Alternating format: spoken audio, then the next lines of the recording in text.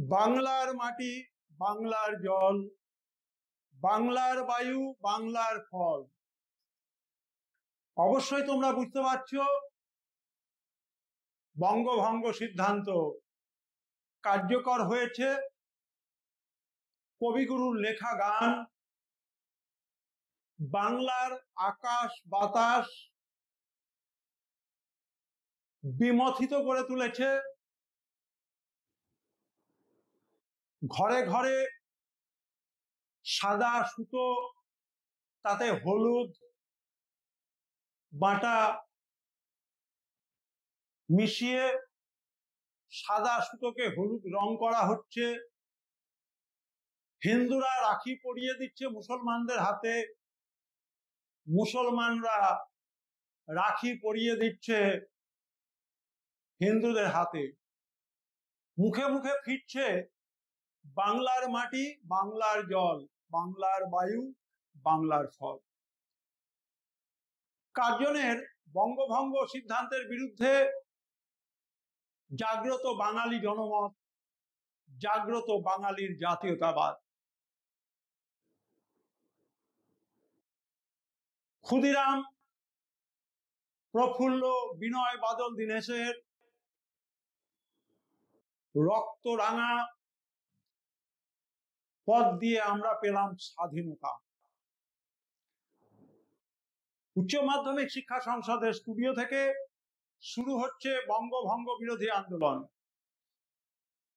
Curzon প্রথমেই বলেছিলেন যে কংগ্রেসের চিৎকারে আমরা যদি বিচলিত হই তাহলে একদিন এমন আসবে যেদিন ইংরেজদেরকে ভারত ছেড়ে চলে যেতে হবে।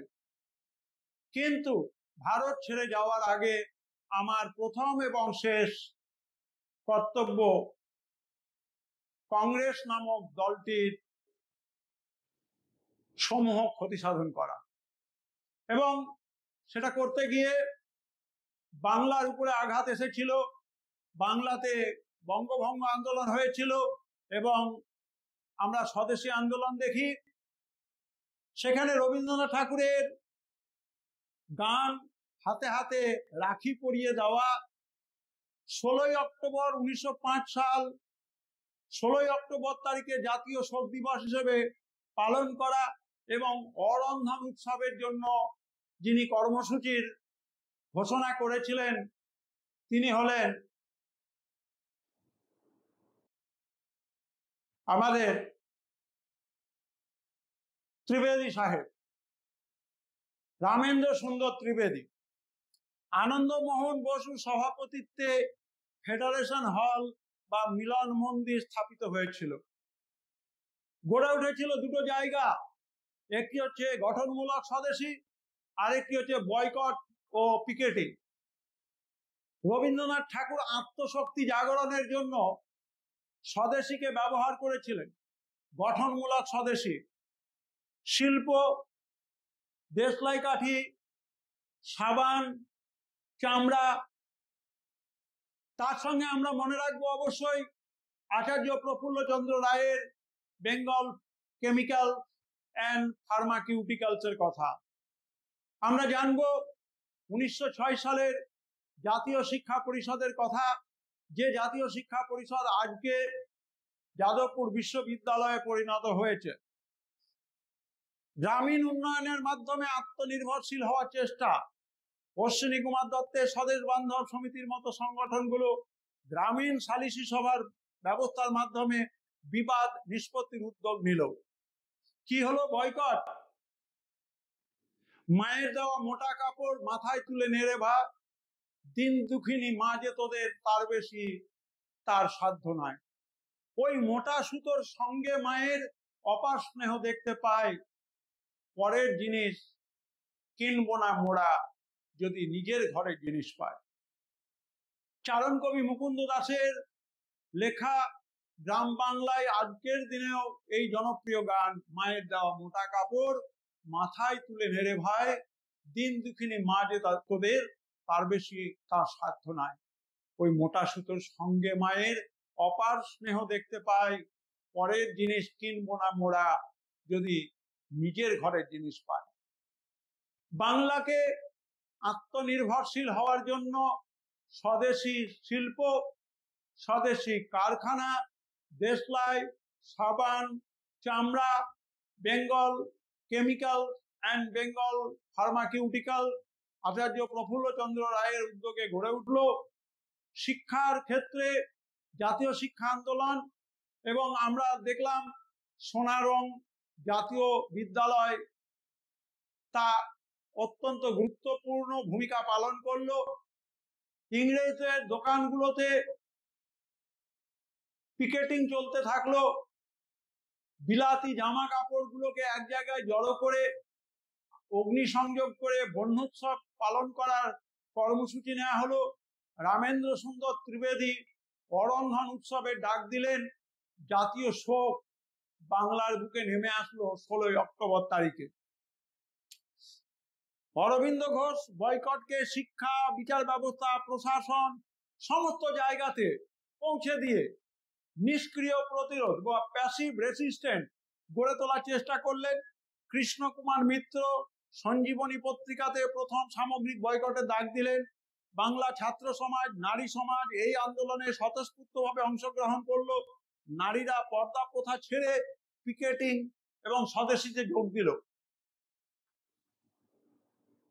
এবারে আমরা আসবো সশস্ত্র বিপ্লববাদী আন্দোলন।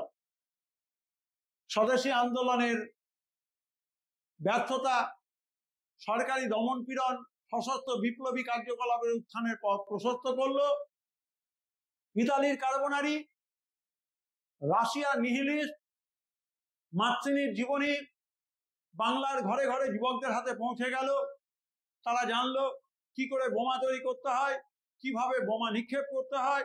এবং আমরা দেখলাম অরবিন্দ ঘোষের একক উদ্যোগে মুরারিপুকুরের বাগান বাড়িতে গোপনে এর প্রশিক্ষণ হতো, তৈরি করা হতো, বোমা তৈরি করা হতো। এবং সেই বোমাগুলোকে অত্যাচারী ইংরেজ শাসকদের উপরে কিভাবে প্রয়োগ করা হবে, কিভাবে ব্যাংক ডাকাতি হবে, কিভাবে রেল ওয়াগন থেকে টাকা অস্ত্র লুট করে এই বিপ্লবী আন্দোলনকে গুরুত্বপূর্ণ মাত্রায় নিয়ে যাওয়া হবে, তার কিন্তু প্রক্রিয়া শুরু হয়ে গেল। আমরা অনুশীলন সমিতির দুটো ভাগের কথা বলবো। প্রমথনাথ মিত্রের সভাপতিত্বে 1902 সালে বাংলায় প্রথম গুপ্ত সমিতি অনুশীলন, আর একটা হচ্ছে পুলিন বিহারী দাসের নেতৃত্বে ঢাকার অনুশীলন সমিতি। এর উদ্দেশ্য শরীরচর্চা, লাঠি খেলার মাধ্যমে যুবকদের শারীরিক মানসিকভাবে শক্তিশালী করা। বারীন্দ্র কুমার ঘোষের কথা আগে বলেছি, গুজরাটের রাজস্ব বিভাগের কর্মচারী। অরবিন্দ ঘোষ আগেই বাংলার জাতীয় আন্দোলনে নিজেকে যুক্ত করেছিলেন। তিনি তার ভাইকে পাশে পেয়েছিলেন। বারীন্দ্র কুমার ঘোষ চলে আসলেন। ভূপেন্দ্রনাথ দত্ত তরুণ বিপ্লবীরা আরো সক্রিয় পন্থা সমর্থক হয়ে যুগান্তর পত্রিকা প্রকাশ করত 1906 থেকে, এবং যুগান্তর দল গঠন করত। কলকাতার মুরারিপুকুরে যুগান্তর দলের সদস্যরা বোমা তৈরি করত, অস্ত্র সংগ্রহের কাজ করত। 13 বছরের একটি ছেলেকে ল্যাম্পপোস্টে বেঁধে ইংরেজরা শাসানি দিচ্ছে, হুমকি দিচ্ছে, বল বন্দে মাতরম বলবি, বন্দে মাতরম বললে 100 ঘা বেতের বাড়ি মারা হবে। পাশে আরেকজন দাঁড়িয়ে দেখছে, তার চোয়াল শক্ত হয়ে উঠেছে। সোনার বাংলা পত্রিকা বিক্রি করার জন্য ক্ষুদিরামকে পুলিশ ধরে নিয়ে গেল। অত্যাচার হচ্ছে ক্ষুদিরামের উপরে, কিন্তু অল্প বয়সী এই ছেলে দম্বার পাত্র নয়। আমরা স্মরণ করব বীরের এই রক্তস্রোত, মায়ের এই অশ্রুধারা, এর যত মূল্য তা কি ধরার ধুলায় হবে হারা? না, কখনো মায়ের রক্ত চোখ থেকে বেরিয়ে আসা জল বৃথা হতে পারে না। আর বৃথা হতে পারে না বলেই ক্ষুদিরাম প্রফুল্ল চাকি দায়িত্বভার নিয়েছিলেন। অত্যাচারী ইংরেজ শাসক কিংসফোর্ডকে হত্যা করবেন, এবং তার জন্য ইংরেজরা বুঝতে পেরে কিংসফোর্ডকে মুজফ্ফরপুরে বদলি করেছিল। ক্ষুদিরাম প্রফুল্ল চাকি পৌঁছে গেছিলেন সেখানে, লক্ষ্যভ্রষ্ট হয়েছিলেন, কিন্তু লক্ষ্যভ্রষ্ট হওয়ার ফলে 1908 সালে ক্ষুদিরামের ফাঁসি হয়। মুরারিপুকুরে বাগান বাড়িতে তল্লাশির পরে অরবিন্দ ঘোষ সহ বিপ্লবীকে গ্রেপ্তার করে আলিপুর বোমার মামলা শুরু হয়। এবং এই সময় আমরা দেখতে পাই যে অরবিন্দ ঘোষের পক্ষে দেশবন্ধু চিত্তরঞ্জন দাস ওকালতির কাজটি করেছিলেন এবং অরবিন্দ ঘোষকে কিন্তু তিনি জেলমুক্ত করতে পেরেছিলেন। আমরা জানি যে বাঘা যতীনের নেতৃত্বে বুড়িবালামের তীরে যুদ্ধ হয়েছিল, চষাখন্দের যুদ্ধ। সেখানে জার্মানির রডা কোম্পানির ম্যাভেরিক জাহাজে যে অস্ত্র আসার কথা ছিল সেটা বুড়িবালামের কাছে বিপ্লবীরা সেই অস্ত্রগুলি গ্রহণ করার কথা ছিল। 1930 সালে বিনয় বাদল দিনের রাইটার্স বিল্ডিং এ যুদ্ধ করলেন। মাস্টারদা সূর্য সেন চট্টগ্রাম অস্ত্রাগার লুণ্ঠনে বিপ্লবী নায়কের ভূমিকা পালন করলেন। মাস্টারদা সূর্য সেন তৈরি করে দিয়ে গেলেন অগ্নিকন্যা, প্রীতিলতা, বীণা দাস, শান্তি ঘোষ, সুনীতি চৌধুরী, এই সমস্ত মহিষী রানীদের, এই সমস্ত মহিষী নারীদের ভূমিকাকে কখনোই আমরা অস্বীকার করতে পারি না। প্রীতিলতা ওয়াদ্দেদার, বীণা দাস, শান্তি, সুনীতি এবং বীণা দাসের শৃঙ্খল ঝংকার বিখ্যাত উপন্যাস, যেখানে তার বিপ্লবী জীবনের ইতিহাস প্রতিটি ছত্রে ছত্রে ধ্বনিত প্রতিধ্বনিত হয়ে আজও আমাদের মনের মধ্যে আলোড়ন জাগায়, আমাদেরকে শিহরিত করে, আমাদেরকে মাতৃ মুক্তির, মায়ের পরাধীনতার শৃঙ্খল মোচনের জন্য শপথ নিতে সাহায্য করে। মহারাষ্ট্র কিন্তু পিছিয়ে ছিল না। গোখেল যেটা বলেছিলেন যে বাংলা যে আজ ভাবে ভারতবর্ষ পরে ভাবে, এবং আমরা দেখলাম যে সেখানে মহারাষ্ট্রের যে বিপ্লবী আন্দোলন, সেই মহারাষ্ট্রী বিপ্লবী আন্দোলনে বাসুদেব বলবন্ত ফাদকে, তিনি উপজাতি সম্প্রদায়কে নিয়ে সেনাবাহিনী তৈরি করেছিলেন, এবং রমেশচন্দ্র মজুমদার ফাড়কেকে ভারতের সংগ্রামশীল জাতীয়তাবাদের জনক বলেছেন, father of militant nationalism, father of Indian militant nationalism.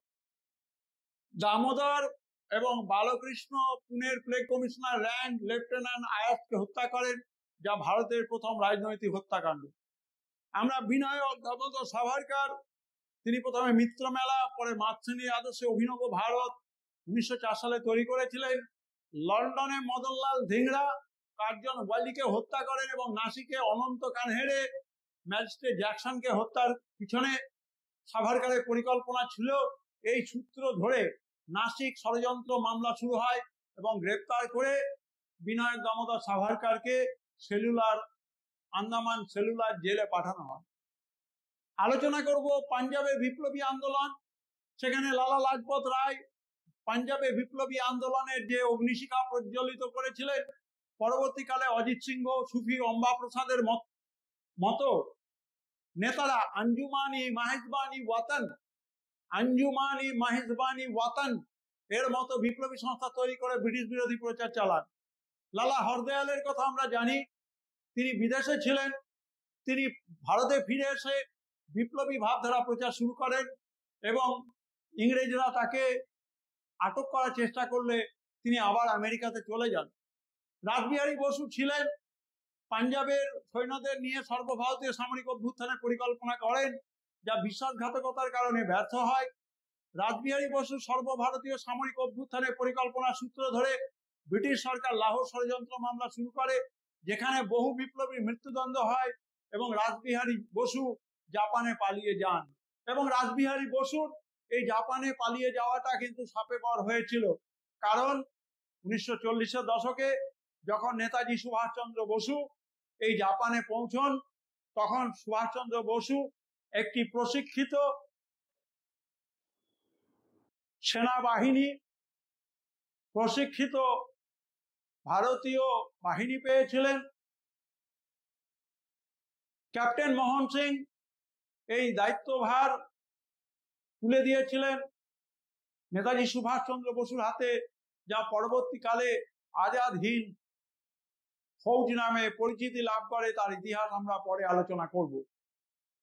ভারতের বাইরে বিপ্লবী কার্যকলাপ, শুধু ভারতে যে সশস্ত্র বিপ্লববাদী আন্দোলন হয়েছে তা নয়, ভারতের বাইরেও সশস্ত্র বিপ্লববাদী আন্দোলনের একটি পীঠস্থানের নাম ছিল সান ফ্রান্সিসকো, আমেরিকা। ভারতের বাইরে বিপ্লবী কার্যকলাপের অন্যতম কেন্দ্র ছিল লন্ডন, যেখানে Shyamji Krishna Varma Indian home rule society 1905 সালে তৈরি করেন। শ্যামজি কৃষ্ণ বর্মার সহযোগী মাদাম ভিকাজি রুস্তমজি কামা, তাকে তার অবদানের জন্য ভারতীয় বিপ্লববাদের জননী বলা হয়।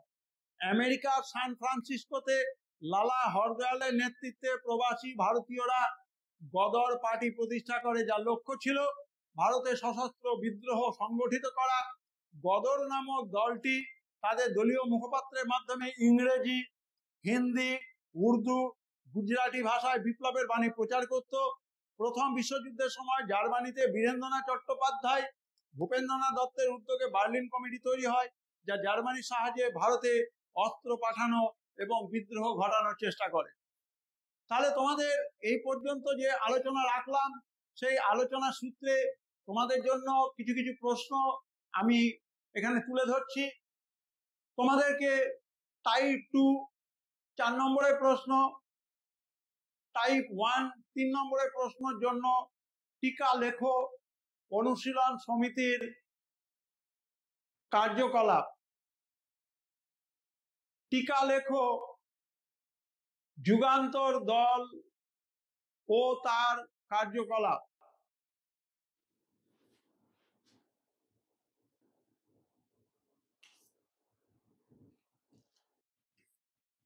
প্রশ্ন থাকতে পারে, ক্ষুদিরাম কেন স্মরণীয়? বিনয় বাদল দীনেশ কেন স্মরণীয়? অলিন্দের যুদ্ধ বলতে কি বোঝায়? বুড়িমালামের যুদ্ধের উপর একটি সংক্ষিপ্ত আলোচনা করো। প্রশ্ন থাকতে পারে, মহারাষ্ট্রের বিপ্লবী আন্দোলন সম্পর্কে সংক্ষিপ্ত আলোচনা করো। প্রশ্ন থাকতে পারে, পাঞ্জাবের বিপ্লবী আন্দোলন সম্পর্কে টিকা লেখো। প্রশ্ন থাকতে পারে, ভারতের বাইরে বিপ্লবী আন্দোলন কিভাবে হয়েছিল লেখো। সুতরাং তোমরা দেখো, এখানে সমস্ত তোমাদেরকে একেবারে প্রশ্নের উত্তর ধরে ধরে করে দেওয়া আছে, যাতে করে তোমরা খুব সহজে এটি তৈরি করতে পারো। এবার আমি তোমাদের আসছি, এই যে অধ্যায়টি 1917 সালের আগে এবং 1917 সালের পরে জাতীয় কংগ্রেসের যে বিভিন্ন দিকগুলো, তার উপরে টাইপ 1 3 নম্বরের প্রশ্ন, টাইপ 2 4 নম্বরের যে প্রশ্ন, তার একটি প্রশ্ন সংখ্যা তোমাদের জন্য রেখেছি। টাইপ 1 এর জন্য 23টি প্রশ্ন রয়েছে, টাইপ 1 এর জন্য 11টি প্রশ্ন রয়েছে এবং টাইপ 2 এর জন্য 23টি প্রশ্ন রয়েছে। টাইপ 1 এর জন্য 11টি প্রশ্ন, অর্থাৎ 3 নম্বর মানের যে প্রশ্ন, তার জন্য মোট 11টি প্রশ্ন। টাইপ 2 বা 4 নম্বরের জন্য সর্বমোট 23টি প্রশ্ন এবং 8 নম্বরের জন্য যে প্রশ্ন, সেখানে কিন্তু 23টি প্রশ্ন তোমাদের জন্য রাখা আছে। আমি তোমাদের জন্য একটু সাইডে চলে যাচ্ছি, যাতে করে তোমরা এই প্রশ্নগুলি অনুশীলনী হিসেবে অভ্যেস করার সুযোগ পেতে পারো। আমি সামনে থাকলে তোমরা এই প্রশ্নগুলিকে পুরোপুরি পাবে না, যার জন্য আমি সাইডে সরে যাচ্ছি। তোমাদের সুবিধের জন্য তোমরা এই প্রশ্নগুলিকে যাতে করে সহজে পুরোপুরি পেতে পারো।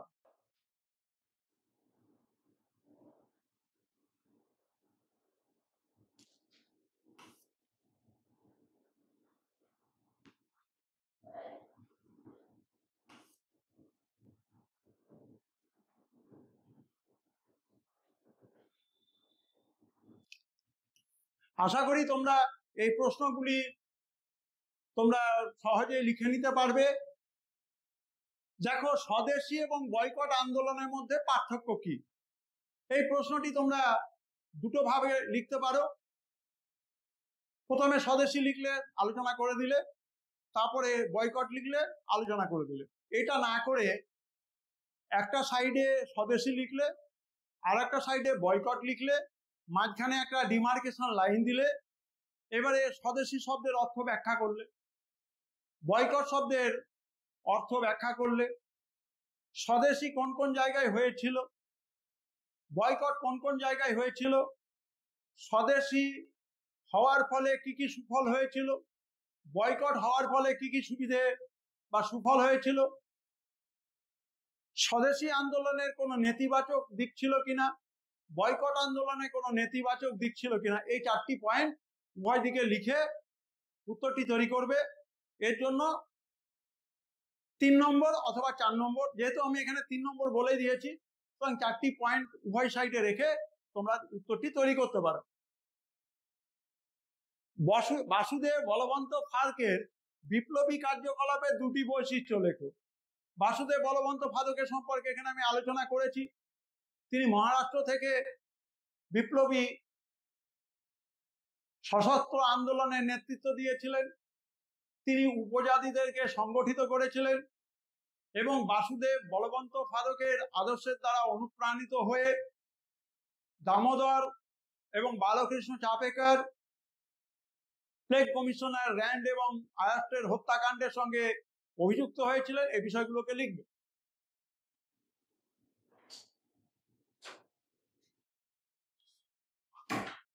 নরমপন্থী আন্দোলনের দুটি সীমাবদ্ধতা, এখানে কি লিখবে? প্রথম কথা হচ্ছে, নরমপন্থী আন্দোলনের সীমাবদ্ধতার 1 নম্বর কারণ হচ্ছে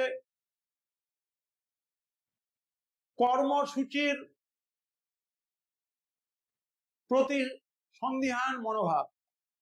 জাতীয় কংগ্রেসের উদারপন্থী বা নরমপন্থী নেতারা যে কর্মসূচি নিয়েছিলেন তাকে সাধারণ মানুষ ভালো চোখে নেয়নি, কারণ এই কর্মসূচিগুলোতে সাধারণ মানুষের জন্য কোনো ধরনের সেরকম পদক্ষেপ ছিল না। দ্বিতীয় হচ্ছে, ইংরেজদের তেজস্বিতার দৃষ্টান্ত বা আমাদের তেজস্বিতার অভাব, অর্থবলের অভাব। এই দুটো পয়েন্টকে কভার করে 3 নম্বরের প্রশ্নের উত্তর করবে। বয়কট আন্দোলনে নারীদের অংশগ্রহণের দুটি দৃষ্টান্ত লেখো। যখন স্বদেশী আন্দোলন হচ্ছে, স্বদেশী তো গঠনমূলক জায়গা, বয়কট আন্দোলন, সেই বয়কট আন্দোলনে মেয়েরা কেমন ভাবে অংশ নিচ্ছে, যে ইংরেজদের জিনিস তারা ব্যবহার করছেন না। ছেড়ে দাও রেশমি চুড়ি, বঙ্গনারী কবু হাতে আর পড়ো না। ছেড়ে দাও রেশমি চুড়ি, বঙ্গনারী কবু হাতে আর পড়ো না। এগুলো সব চারণ কবি মুকুন্দ দাসের মুখ দিয়ে গাওয়া গান। মায়ের দেওয়া মোটা কাপড় মাথায় তুলে নেড়ে ভাই, দিন দুঃখিনী মা যে তোদের তার বেশি তার সাধ্য নাই। ওই মোটা সুতোর সঙ্গে মায়ের অপার স্নেহ দেখতে পায়, পরের জিনিস কিনবো না মোড়া, যদি নিজের ঘরে জিনিস পায়। মেয়েরা ঘরে ঘরে চরকা বুনছিল, খাদি খদ্দরে কাপড় তৈরি করছিল। মহিলারা দেশলাই কারখানা ঘরে ঘরেই প্রায় তৈরি করে ফেলেছিল, সাবান তৈরি হচ্ছিল। এবং সর্বোপরি বিকল্প উদ্যোগের মধ্য দিয়ে ইংরেজদের জিনিসকে বয়কট করে দিয়ে মহিলারা একই সঙ্গে গঠনমূলক স্বদেশীর দৃষ্টান্ত বা উদাহরণ তৈরি করতে পেরেছিল। সেফটি ভালভের কথা বলেছি। জাতীয় শিক্ষা পরিষদ লর্ড কার্জনের বঙ্গভঙ্গ পরিকল্পনার পিছনে যুক্তি কি? আমরা জানি যে লর্ড কার্জন যে বঙ্গভঙ্গ করেছিলেন, সেই বঙ্গভঙ্গের প্রেক্ষাপটে আমরা দেখতে পাচ্ছি যে লর্ড কার্জন প্রশাসনিক কারণ দেখিয়েছেন, সাধারণ কারণ দেখিয়েছেন, কিন্তু প্রকৃত কারণটি কিন্তু আমরা লিখছি। প্রশাসনিক কারণ বলতে গেলে কি বোঝানো হচ্ছে, যে সংযুক্ত বাংলা অর্থাৎ ওপার বাংলা এবং এপার বাংলা, আজকের নিরিখে পূর্ব বাংলা এবং পশ্চিম বাংলা একটা বিশাল বড় রাজ্য, এবং একজন গভর্নরের পক্ষে এত বড় জায়গাকে শাসন করা সম্ভব নয়। তার জন্য কি করতে হবে, বাংলাকে ভাগ করতে হবে। এর আগে রিডলে এবং ফ্রেজার এই পরিকল্পনা করেছিলেন, কিন্তু সিদ্ধান্ত বাস্তবায়িত হয়নি। কার্জন বাস্তবায়িত করলেন, এবং কি হলো, যে চট্টগ্রাম, ঢাকা, ত্রিপুরা যা রাজধানী ঢাকা, এবং এই অঞ্চলটি পুরোপুরি মুসলিম অধ্যুষিত, মুসলিম জনজাতির মানুষ বেশি পরিমাণে রয়েছে। অতএব জাতি ধর্মের ভিত্তিতে বাংলাকে ভাগ করা চক্রান্ত। আরেকটি অবশিষ্ট বাংলা যা রাজধানী হবে কলকাতা। সুতরাং স্বাভাবিকভাবে বোঝা যাচ্ছে যে লর্ড কার্জনের এই বঙ্গভঙ্গ সিদ্ধান্তের পিছনে প্রকৃত কারণ ছিল জাতীয়তাবাদী বাঙালি আন্দোলনকে দমন করা। যেহেতু তিনি এর আগে 1899 সালে কলকাতা কর্পোরেশন সংশোধনী আইন এবং 1904 সালে কলকাতা বিশ্ববিদ্যালয় আইন তৈরি করলেন, যার উদ্দেশ্য ছিল যে ছাত্ররা বন্দে মাতরম বলতে পারবে না, স্বদেশী করতে পারবে না, বা যদি কোনো ছাত্র বন্দে মাতরম বলে তার প্রিন্সিপালকে সাবধান করা হবে, তাতেও যদি ছাত্র সংশোধিত না হয় তাহলে ছাত্রকে রাস্ট্রিকেট করা হবে এবং সে আর কোথাও ভর্তি হতে পারবে না। এই ধরনের মানসিকতা পুরোপুরি ছিল যে বাঙালির যে জাতীয়তাবাদী চিন্তা ভাবনা, সেই বাঙালির জাতীয়তাবাদী চিন্তা ভাবনাকে ধ্বংস করে দেওয়া। সুতরাং এই হচ্ছে তোমাদের 3 নম্বরের মানের প্রশ্ন 11টি। এবারে আসছি 4 নম্বর মানের প্রশ্ন, যে টোটাল 23টি রয়েছে, এগুলো নিয়ে তোমাদের আলোচনা রয়েছে। এবার হচ্ছে 8 নম্বরের প্রশ্ন, জাতীয় কংগ্রেস প্রতিষ্ঠার পটভূমি বিশ্লেষণ করো। সেখানে তোমাদেরকে একটু সংক্ষেপে একটা অনুচ্ছেদের মধ্যে বিভিন্ন ধরনের যে সভা সমিতিগুলো বলতে হবে, সেখান থেকে কিভাবে আমাদের ভারতীয়রা সংগঠিত হচ্ছিল। তারপরে আসতে হবে সেটা হচ্ছে অ্যালান অক্টেভিয়ান হিউম এবং ডাফরিনের যে তত্ত্বগুলো রয়েছে, সেফটি ভালভ তত্ত্ব, হিউম ডাফরিন ষড়যন্ত্রের তত্ত্ব। এইভাবে অংশগুলোকে সাজিয়ে তোমাদের জাতীয় কংগ্রেসের পটভূমির শেষ অংশে এসে বলতে হবে যে 1885 সালে 28শে ডিসেম্বর মুম্বাইয়ের বা বোম্বাইয়ের গোকুলদাস তেজপাল সংস্কৃত কলেজে 72 জন প্রতিনিধির উপস্থিতিতে আনুষ্ঠানিকভাবে সর্বভারতীয় জাতীয় কংগ্রেস বা জাতীয় কংগ্রেস নামের প্রতিষ্ঠানটি তার ঐতিহাসিক জয়যাত্রা শুরু করে। এবারে নরমপন্থী নেতাদের উদ্দেশ্য কর্মসূচি তোমাদের জানানো আছে। স্বদেশী আন্দোলনের ব্যর্থতার কারণ বলা আছে, তিলকের রাজনৈতিক আদর্শ ডেন অফ ওয়েলথ ব্যাখ্যা করা আছে, অর্থনৈতিক ক্ষেত্রে নরমপন্থী নেতাদের দৃষ্টিভঙ্গি অর্থাৎ drain of wealth, deindustrialization, Romesh Chandra Dutt, Dadabhai Naoroji তত্ত্ব, এইগুলোকে বলতে হবে। সুরাট অধিবেশন বা সুরাট ব্যবচ্ছেদ, এই নিয়ে তোমাদের বিস্তারিতভাবে আলোচনা করা আছে।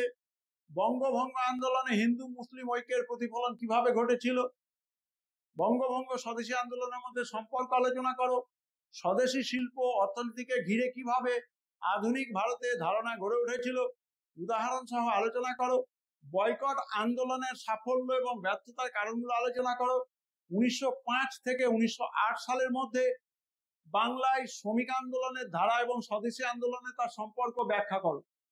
এই হচ্ছে তোমাদের জন্য প্রশ্ন সম্ভার, এবং তোমরা এই প্রশ্নগুলিকে খুব সুন্দরভাবে তৈরি করবে, যাতে করে তোমরা চতুর্থ সেমিস্টার যে পরীক্ষা, আমি আশা রাখি যে তোমাদের এখানে যত ধরনের প্রশ্ন রাখা হয়েছে এর মধ্য থেকে তোমাদের ইতিহাসের প্রশ্ন খুব সহজেই লিখতে পারবে।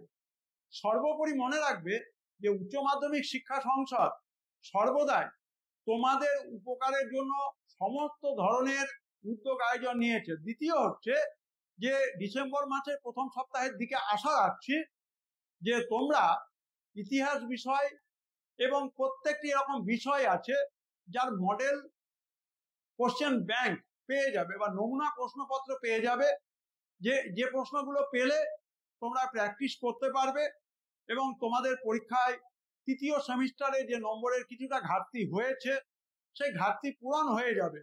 এবং সর্বোপরি মনে রাখবে যে আজকে আমরা আমাদের ইউনিট 4-এর